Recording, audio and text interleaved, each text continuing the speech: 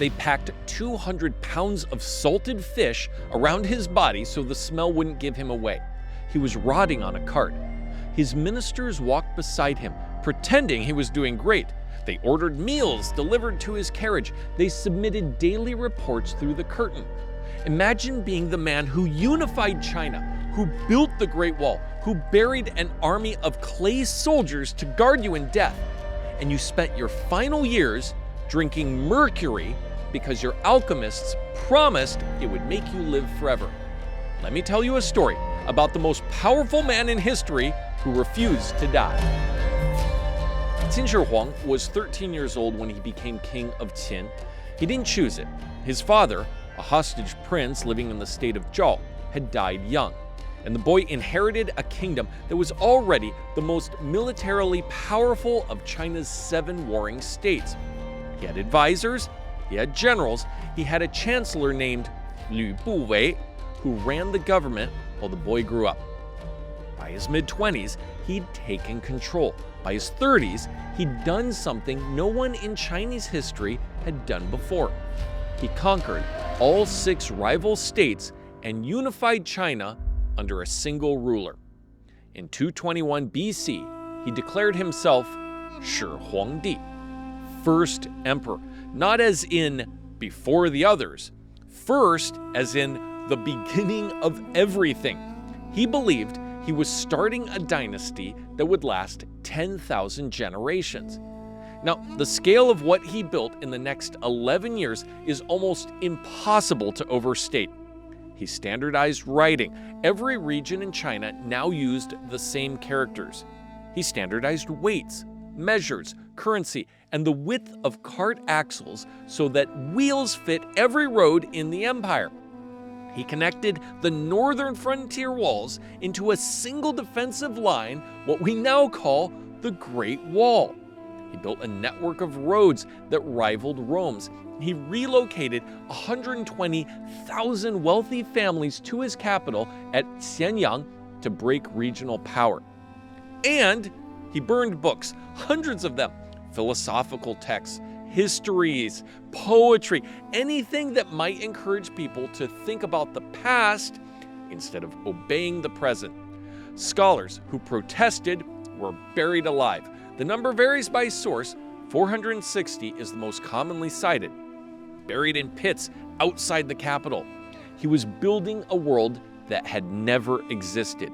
A unified China, administered from a single throne, governed by a single set of laws. And in order to build that world, he was willing to destroy anyone who stood in the way. But here's the thing about a man who controls everything. The one thing he cannot control becomes the only thing he thinks about. For Qin Shihuang, that thing was death. The fear started early. Some historians trace it to assassination attempts. There were at least 3. The most famous was by a man named Jin Ke, who approached the emperor with a poisoned dagger hidden inside a rolled-up map. The blade missed by inches. Qin Shihuang ran around a pillar while his guards fumbled for their swords. A man who nearly dies in his own throne room develops a particular relationship with mortality. But it went deeper than fear. In Chinese thought, especially the Taoist tradition that was flowering during this period, immortality wasn't fantasy. It was engineering. The body was a furnace, the spirit was fuel. If you could find the right ingredients, the right practices, the right danyao, elixir, you could refine the body until death couldn't touch it. The emperor believed this, not as a metaphor, as chemistry. He summoned feng shui, alchemists, occultists, men who claimed to understand the boundary between life and death. They came from across the empire, drawn by imperial funding and the terror of failing an emperor who buried scholars alive. The first major expedition was led by a man named Xu Fu. 219 BC, Xu Fu told the emperor about Penglai, a mythical island in the Eastern Sea where immortals lived and the elixir of eternal life grew from jade trees. The emperor gave him a fleet, ships, sailors, 3,000 young men and women, gold, grain, seeds, everything needed for a long voyage. Xu Fu sailed east. He did not return. He sent messages. The seas were rough. Giant fish blocked the way. He needed more provisions, more archers to fight the sea creatures. The emperor sent more.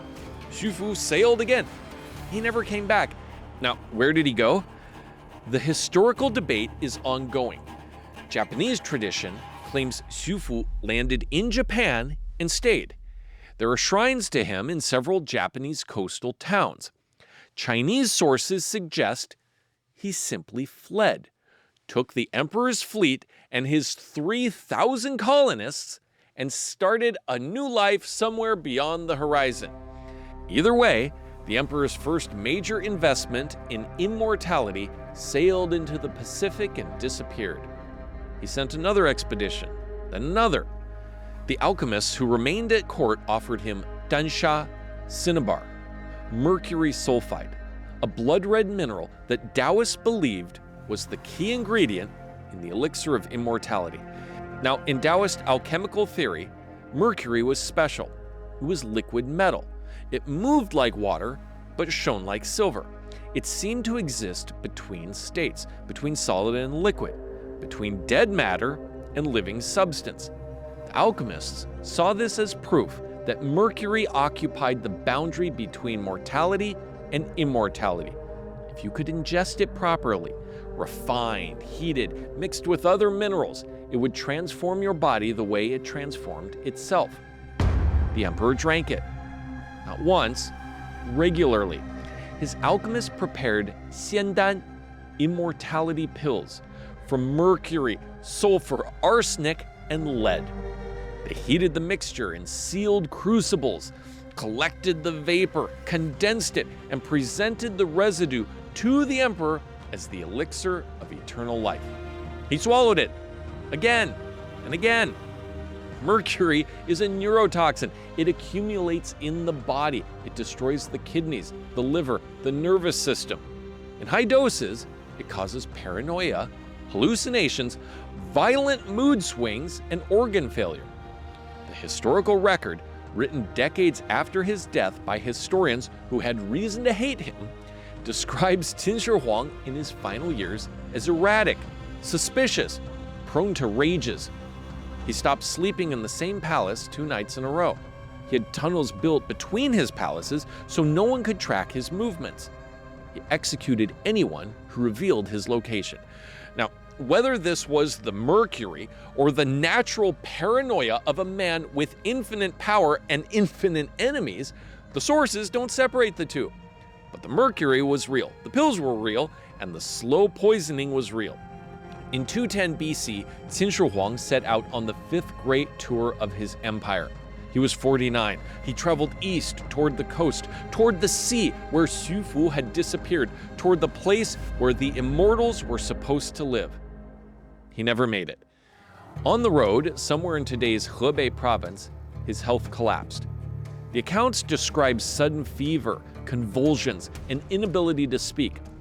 His most trusted minister, Zhao Gao, and his chancellor, Li Si, were beside him. The emperor died on July 10th, 210 BC, inside his traveling carriage. The cause? If we strip away centuries of mythology, was almost certainly mercury poisoning compounded by whatever other minerals his alchemist had been feeding him for years.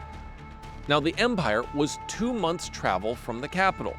The heir, Fu Su, was stationed on the northern frontier with the army, and Zhao Gao had a plan. He wanted a different heir on the throne, the younger, weaker son, Hu Hai, who would be easier to control. But to execute his plan, he needed time. He needed the death kept secret until the succession was arranged. So the body stayed in the carriage. For 2 months, the imperial procession continued as if nothing had happened. Meals were delivered to the emperor's carriage 3 times a day. Officials submitted reports through the curtain and received forged responses. The route continued as planned, but it was summer in northern China. The body was decomposing. Zhao Gao ordered carts of baoyu, salted fish, to travel alongside the imperial carriage. The fish stank. That was the point. The courtiers noticed the smell. Zhao Gao pointed to the fish carts and shrugged. 200 pounds of rotting fish to cover the smell of a rotting emperor. The procession reached the capital. Zhao Gao forged an imperial edict ordering Fu Su to kill himself. Fu Su, a dutiful son, a Confucian who believed in obedience to the throne, obeyed. He drew his sword and died. Hu Hai became the second emperor. He was 18. Zhao Gao controlled him completely. Within 3 years, the dynasty collapsed. Rebellions erupted across the empire. Hu Hai was forced to kill himself. Zhao Gao was also killed. The 10,000 generation dynasty lasted 15 years. But the tomb survived. Qin Shihuang had begun building it when he was 13, the year he became king. 36 years of construction, 700,000 laborers, an underground palace beneath a man-made mountain near today's Xi'an, and surrounding the tomb, an army, 8,000 terracotta soldiers, each one unique, individual faces, individual armor, individual poses, archers, infantry, cavalry, generals, the whole thing. An entire military force frozen in clay, arranged in battle formation, facing east toward the enemies the emperor feared even in death. The tomb itself has never been opened. Ground-penetrating radar suggests it contains rivers of mercury, liquid metal flowing through channels carved to map the rivers of China. The same substance that killed him, now guarding him forever. He wanted immortality. He got it. Not through alchemy, but through the opposite, through the scale of fear, through an army of clay men standing in the dark for 2,000 years. Through a tomb so vast and so poisonous that even modern archaeologists are afraid to open it. The mercury that killed him is still down there, still liquid, still flowing. If you know someone who's ever chased something that was never meant to be caught, share this video with them. They will love this story. There's a man who woke up inside a coffin. What happened after that has no explanation. Click on this thumbnail right now and watch it. Now that you've made it this far and you're still watching this video, here is the secret password, Mercury. Start your comment with this word and I'll reply to you. And until next time, 再见!